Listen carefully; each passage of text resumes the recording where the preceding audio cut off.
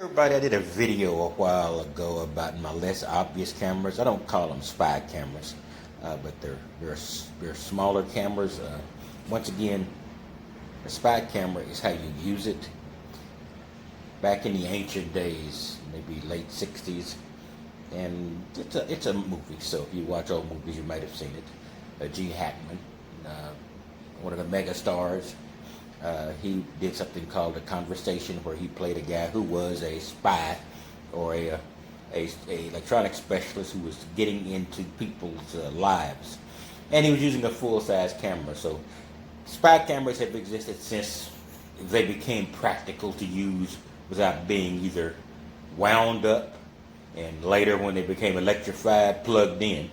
So these are some of the other ones that I have. You've already seen I always have the camera glasses.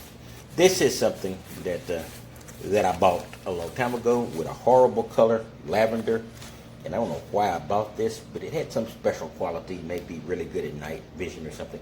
Anyway, I've got it. It's sort of like there's some Sonys and things with this profile. It's not at all impressive, but it's useful enough not just toss it away. DVC. It's one of the Asian clones, and it appears to be a good camera, and I've used it on occasion. I don't use it that often, but it's not something that I would throw away, and it's not something that has a resale value. So I don't really think I'm going to do much with that. Put it in the bag later. Over here, this is a camera I bought, I don't know, multiple years ago, maybe 2 or 3 years ago. It was when Garmin decided, I believe it is Garmin, decided they weren't going to just be a navigation software company. It's a Garmin Verb. It's pretty cool. It's a good size. A little difficult to configure, only because I don't use it much, so I'm not familiar with all the requirements. It tends to be a wide vista type of camera. The thing that what makes the Hero camera so good is you can choose basically a frame size all the way down, and this one you can't. At least I haven't figured out how to do it yet, but I still keep it around because it can be useful on occasion.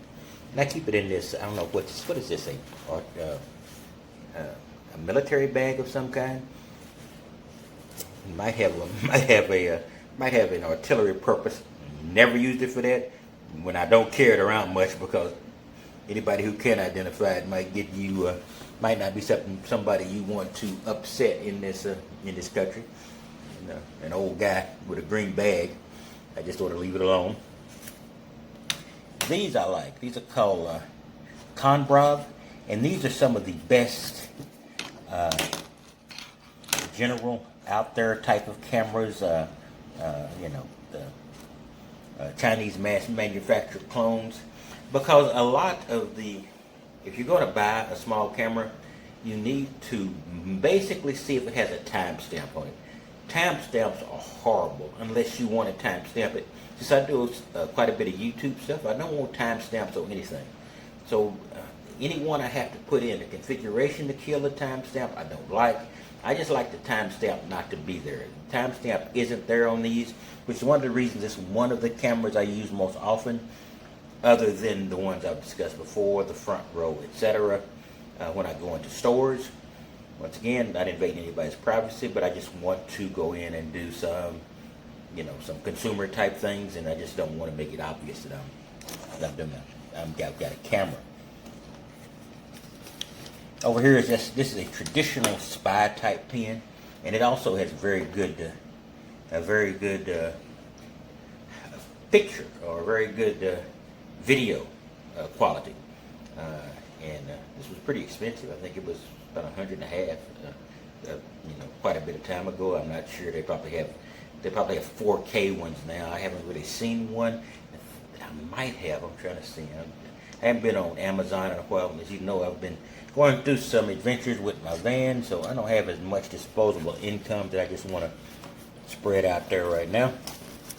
Over here, this is a This camera is usually one attached to those flying video things. Those are drones, but it's very good, and very handy camera, and does take relatively good video, and it's just basically holding your palm. So it might be one of the most stealthy cameras I've got. Like I said, I'm just looking at stuff in stores, etc. And I'm also not using it anywhere where it's posted. Do not use it. And this is another one of those cameras, Canon, which is a big name, STX Vixie HR F100. Now this one does have resale value. Most of the cameras that I have in my little auxiliary bag here don't have resale value. This one does, but it's really a pain in the butt because you see I have it tied down here because I had to keep up with the cable because it has a very proprietary power interface. It's not USB-C, it's not USB 1, it's its own beast right here. So I have to use this.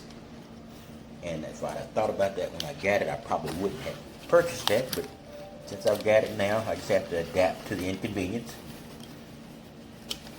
Let's see what else do I got in here. I might have one more. Now this Canon, this is also could fit into my resale value batch of cameras. In my backpack, the one I wear all the time, I keep all my valuable cameras, my heroes. What else is in there? Osmo, Sony. Those are the ones that have resale value. Now, when you buy a camera, think about resale value. If you think you're going to keep the camera forever, it doesn't matter what it is.